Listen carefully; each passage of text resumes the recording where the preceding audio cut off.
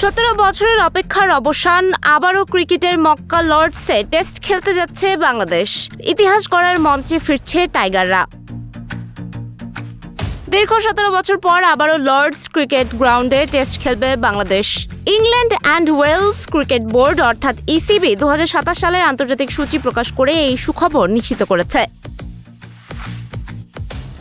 সূচি অনুযায়ী 2027 সালের 28 মে লন্ডনের ঐতিহাসিক লর্ডসে ইংল্যান্ডের বিপক্ষে একমাত্র টেস্ট ম্যাচে মাঠে নামবে টাইগাররা। 2010 সালের পর এই প্রথম লর্ডসে টেস্ট খেলবে বাংলাদেশ। শুধু পুরুষ দলই নয়, বাংলাদেশের নারী দলও একই বছর সেপ্টেম্বরে ইংল্যান্ড সফরে যাবে। সেখানে তারা খেলবে 3টি টি-20 ও 3টি ওয়ানডে, অর্থাৎ মোট 6 ম্যাচের সাদা বলের সিরিজ।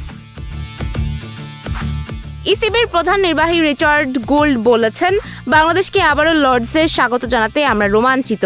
একই সঙ্গে বাংলাদেশ নারী দলকেও ইংল্যান্ডে আতিথ্য দিতে পেরে আমরা আনন্দিত। ক্রিকেট প্রেমীদের জন্য এটি নিঃসন্দেহে দারুণ এক খবর। এখন অপেক্ষা ক্রিকেটের সবচেয়ে ঐতিহ্যবাহী মাঠে টাইগাররা কেমন পারফরম্যান্স উপহার দেয়। সুমায়া হক তন্নি, নিউজ ফ্ল্যাশ 71।